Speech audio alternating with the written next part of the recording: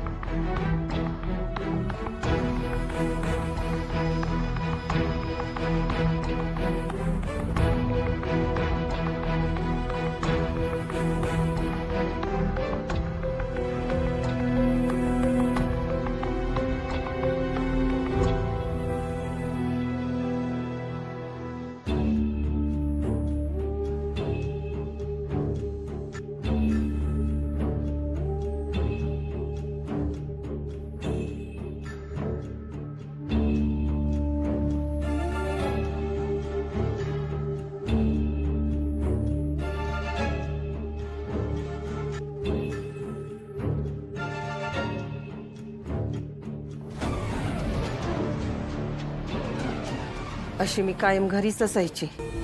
जालिंदरला शालनच्या मागे पुढे करताना एक दोनदा पाहिलं होतं, पण त्यानं त्याच्या चांगुलपणाचं जाळं आमच्यावर असं टाकलं होतं की त्याच्या आडनं दिसणाऱ्या गोष्टींचा विचारच केला नाही आम्ही। आम्हाला सुद्धा तो चांगलाच वाटायचा। शालन पण वयात आली होती। आम्ही दोघी आधीपासूनच एक जीवानं राहायचो, तरी सुद्धा मला अंदाजच आला नाही त्यांचा। बिचारी शालन त्याच्या खोट्या चांगुलपणाला बळी पडली आणि त्या बहुरुपयावर भाळली।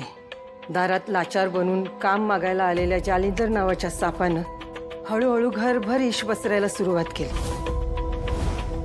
त्यानं आपला सगळा कारभार लई हुशारीनं स्वतःच्या हातात घेतला। त्याच्यावर संशय घ्यायला जरा बी जागा नव्हती, त्यामुळे मी बी समती जबाबदारी एक एक करत त्याच्या हातात दिली।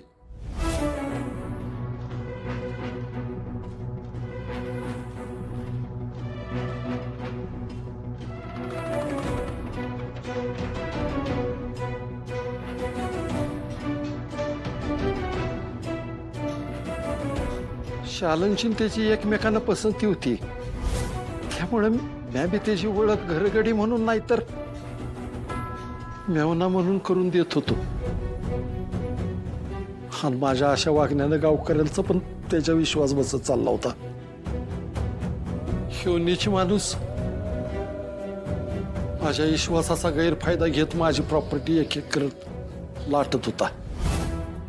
शालन तर त्याच्या प्रेमात इतकी आंधळी झाली ती, त्यामुळं जालिंदरच्या कर्तृत्वी कोणाच्याच लक्षात येत नव्हत्या। त्यांच्या लग्नात शालनचं कन्यादान मीच केलं। जालिंदरने बी मला वचन दिलं होतं शालनला चुका ठेवीन म्हणून। भनीसाठी लई जीव तुटायचा माझा, म्हणून तिचं एक बी सबूत खाली पडू दिला नाही। त्याच्या आयुष्याची वाताहत नको म्हणून घरासाठी जमीन 1.25 लाख रुपये मी लगेच त्याच्या हातावर ठेवलं। म्हटलं हातात तरी त्यांचा संसार सुखाचा होईल।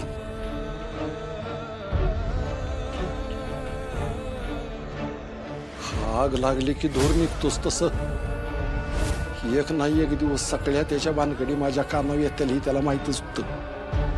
पण मी काय करू नये, माझं काय चालू नाही म्हणून त्यानं शालनला त्याच्या जाळ्यात ओढलं होतं। पण एक दिवस समज सत्य बाहेर आलंच, त्याचं समज पितळ उघडं झालं। हे सगळं तुम्हाला माहित होतं, तर आत्याचं डॅडींचं लग्न का नाही मोडलं तुम्ही? अरे प्रेमात आंधळ झालेल्या जीवाला काय कळतं सूर्या? यांनी त्यावेळेला लग्न मोडलं असतं तर शालनला हे तिचे दुश्मन वाटलं असतं। जालिंदर बाजूला राहिला असता, पण शालननं यांच्यावर राग धरला असता। पण ती येळच अवघड होती। शालनसाठी त्याच्या बारीक सारीक घोळांकडे आम्ही कानाडोळा करीत होतो, पण त्याचा डोळा होता मंदिरातल्या देवीच्या दागिन्यांवर. त्याला कमी वेळात जास्त पैसा कमवायचा होता.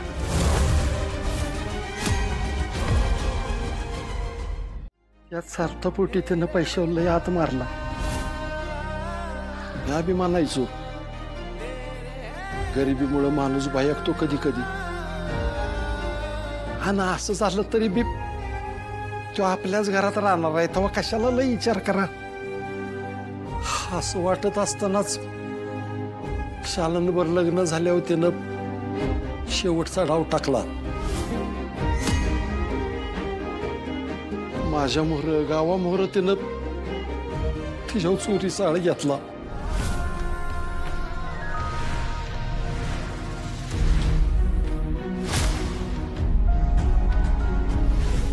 चोर चोर चोर चोर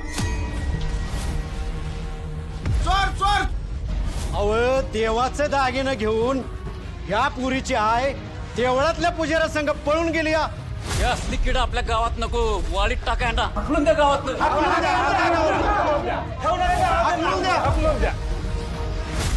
माझ्या चुकाला पावतोय असं नाही, पण जेव्हा जेव्हा मी ह्यातनं बाहेर पडायचा विचार केला, जेव्हा जेव्हा दारू सोडायचा प्रयत्न केला, तेव्हा तेव्हा ह्या शालिंदरच्या माणसांनी मला पुन्हा जाळ्यात अडकवलं. आणि पुरतं यसनी बनवलं बघ. हान्या वाहवत गेलो, काही समजण्याच्या विचार करण्याच्या पल्याड गेलो बघ. घरातला करता माणूस जर घराकडे नीट ध्यान देत नसला ना, तर उंबरशी जायला आणि दारं खिळखिळी यायला येळ लागत नाही. अगदी तसंच झालं बघ. त्या शालिंदरला पाहिजे होतं ते मिळालं. त्यानं माझ्या दारूचा फायदा घेत माझ्याकडं समज हिसकून घेतलं. या दारूच्या आहारी गेलो आणि तुम्ही शालिंदरच्या उपकाराच्या. त्यामुळे शालिंदरला माहित होतं आता कोणीच त्याच्या हातातनं त्याची संपत्ती काढून घेणार नाही, कोणीच त्याला आडवं जाणार नाही. माझ्या लेकरांच्या तोंडचा घास त्यानं हिरावून घेतला. नशेत असताना समजा जमिनीत त्यानं लाटल्या, नशेत असतानाच त्यानं माझी अंगठी घेतल्या आणि माझ्या हातातनं एक एक गोष्टी निष्ठायला लागल्या. घराला कायमचं दारिद्र्य आलं. तुमचे हाल झाले आणि माझ्यामुळं तुम्ही त्या जालिंदरचे मेंदे झालात. मला समजा परिस्थितीचा अंदाज आल्यावर मी एक दिवस त्याला जा विचारायला गेलो.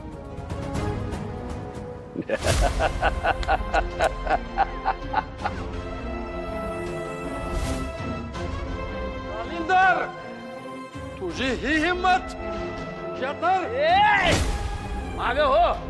तुला काय वाटले तू असा आमच्या अंगावर येशील आम्ही गप्प बसू?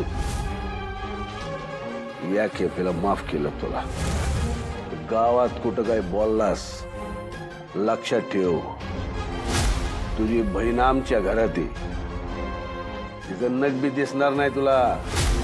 आणि ही जी तुझी पिलावळ आहे ना, एक एक करून मारून टाकू आम्ही.